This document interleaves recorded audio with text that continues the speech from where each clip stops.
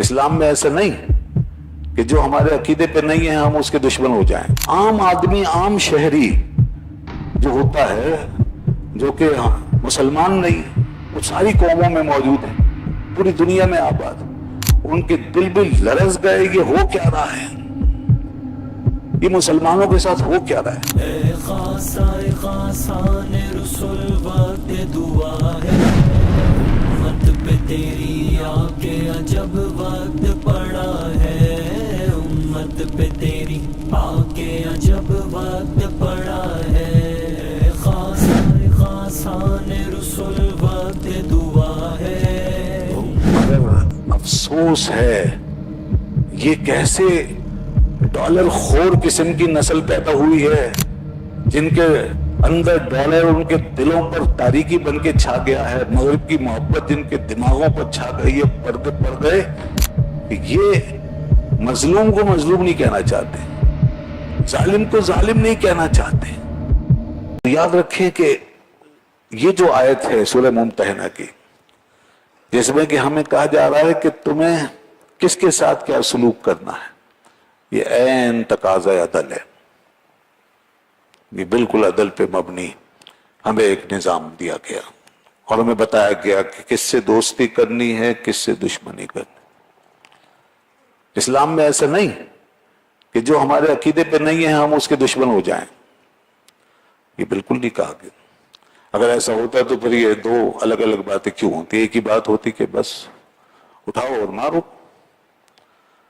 اور جو بھی تمہارے سامنے ہے، تمہارے ساتھ نہیں کھڑا ہوا یا تمہارے دین میں نہیں ہے اس کو ختم کر دو.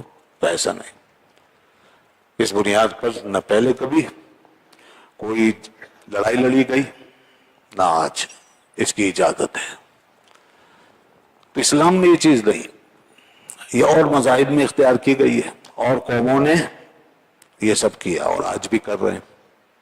پوری دنیا میں یہ کام ہوا ہے، ہندوستان سے لے کر کے وہ امریکہ تک، بر اعظم ایشیا سے لے کے افریقہ تک، اتنی مختلف اقوام ہم دیکھتے ہیں. اور یہ کوئی پرانی بات نہیں، آج کی تاریخ میں ہم یہ ساری مثالیں جانتے ہیں کس کس طرح ظلم کیا گیا.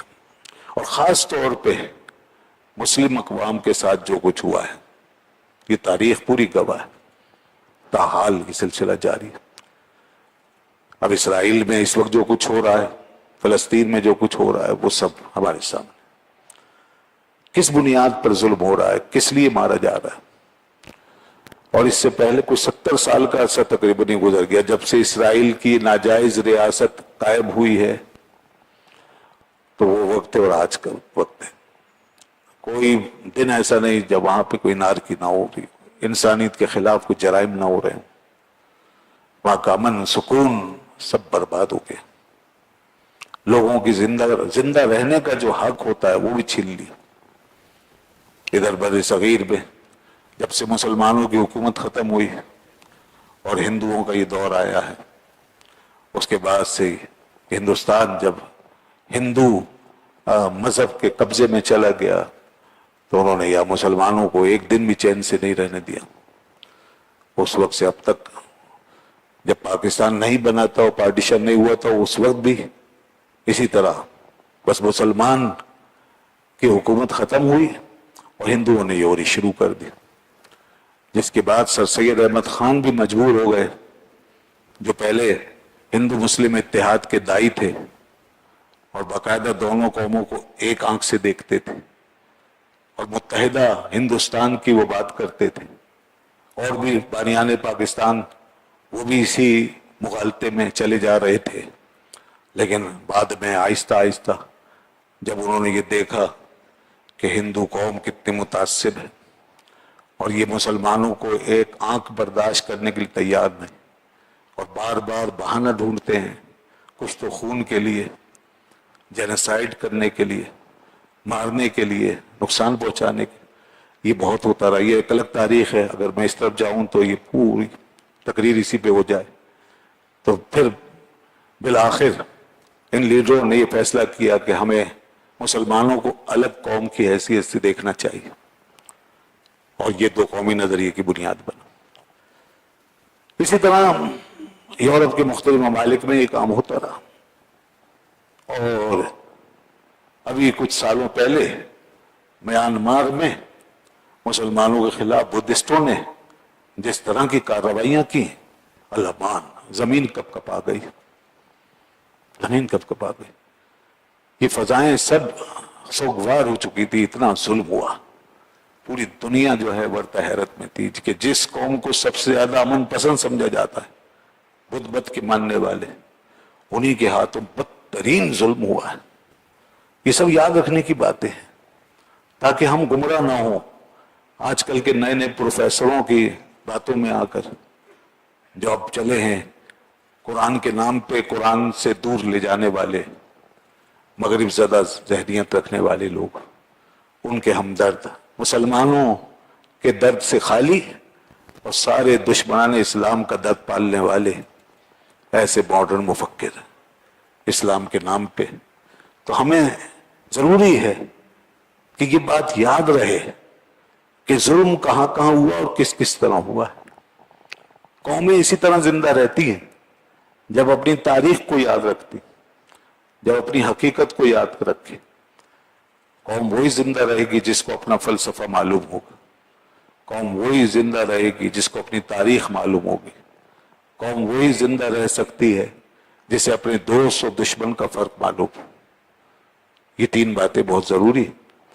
اگر ہمیں ہماری تاریخ اور ہمارے ساتھ ہونے والے معاملات یہ ہمارے بچوں کو معلوم نہیں ہو سکے تو پھر ان آج کے ماڈرن قسم کے مولویوں، ان کو جدید پروفیسر اور جدید مولوی کہیے، اور یہ مغرب زدہ ذہنیت کے غلام، ان کے ہاتھوں ہماری نسلیں اپنا نام لینے سے بھی شرمائیں گے، مظلوم ہو کر بھی اپنے آپ کو ظالم سمجھیں گے، مار کھا کے بھی اپنے آپ کو کوسیں گے، اور مار کھا کھا کے مرنے کو اپنا حق سمجھیں گے، مار بھی کھائیں گے اور مرنے کو اپنا حق بھی سمجھیں گے کہ ہم تو ہیں اسی لیے کہ مر جائیں۔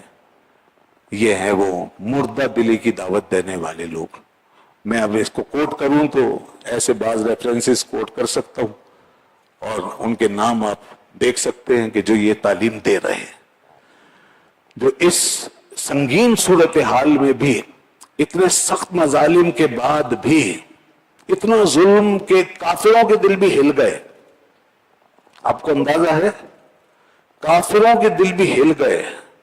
عام آدمی، عام شہری جو ہوتا ہے، جو کہ مسلمان نہیں، وہ ساری قوموں میں موجود ہے، پوری دنیا میں آباد، ان کے دل بھی لرز گئے، یہ ہو کیا رہا ہے، یہ مسلمانوں کے ساتھ ہو کیا رہا ہے۔ مگر افسوس ہے یہ کیسے ڈالر خور قسم کی نسل پیدا ہوئی ہے جن کے اندر ڈالر ان کے دلوں پر تاریکی بن کے چھا گیا ہے، مغرب کی محبت جن کے دماغوں پر چھا گئی ہے، پردے پڑ گئے کہ یہ مظلوم کو مظلوم نہیں کہنا چاہتے، ظالم کو ظالم نہیں کہنا چاہتے، ان کی زبانیں کپ کپا رہی ہیں اب بھی اس خوخار ظالم اسرائیل کے بارے میں کچھ کہنے کے لیے، اور وہ کوشش کر رہے ہیں کہ کوئی ہمدردی کا، ان کے ساتھ کوئی ہمدردی کا پہلو نکلے، کوئی گرے ایریا بنا کے چلیں، کوئی نرمی کا مسلمانوں کے اندر ماحول بنائے کہ نفرت ان کے لیے زیادہ نہ ابھرنے پائے، کہیں سے کوئی تحریک نہ شروع ہو جائے، کوئی جہاد کی کوئی صدا نہ لگ جائے، کہیں سے کوئی جہاد کی اسپرٹ نہ بھڑک جائے، اس بات کی فکر لگی۔ گویا جس کا کھاتے ہیں اسی کا گانے میں لگے ہوئے ہیں، اپنے آقاؤں کی فکر میں لگے ہوئے ہیں اس مشن پر کہ مسلمانوں کو ہمارے خلاف بھڑکنے مت دینا۔ کبھی جہاد کے خلاف بولیں گے، کبھی علماء کے خلاف بولیں گے، کبھی فلسطین کے اور ان مظلوموں کے حق میں اٹھنے والی تحریکوں کے سامنے وہ رکاوٹ بن کے کھڑے ہو جائیں گے۔ انہیں کیا اندازہ، ان عیش پرستوں کو کیا معلوم اور ان کی نسلوں کو کیا پتہ چلے گا کہ جو وہاں تباہیاں مچ گئی، دنیا دیکھ رہی ہے، اندھے کو بھی نظر آ رہا ہے، پتھروں کے بھی دل کپ کپا رہے ہیں، پہاڑ لرزہ بردام ہو گئے ہیں، آسمان گر نہیں پڑ رہا، یہ غنیمت ہے، زمین پھٹ نہیں رہی یہ غنیمت ہے، وہاں اتنی قیامت ٹوٹ پڑی ہے، تاریخ میں اس کی مثال نہیں ہے۔ ہم سب جانتے ہیں کہ دل پھٹے جاتے ہیں کہ کس طرح لوگوں کے ساتھ ہو گیا اور کیا کچھ ہوتا چلا جا رہا ہے۔